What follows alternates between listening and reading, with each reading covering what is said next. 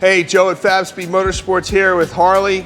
Want to show all Porsche 992 GT3 owners worldwide that Fabspeed is the first company in the world to 3D laser light scan and make GT3 wing riser deletes that will fit on all 992 GT3 cars worldwide. You get a pair of left and right 3D printed, and you can make your car look like a GT3 touring, but still have the badass wing risers for track events or on the street as you see fit.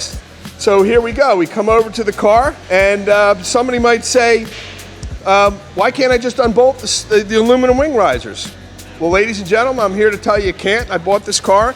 This is your door, and this fascia here bolts to the aluminum piece and our 3D printed piece.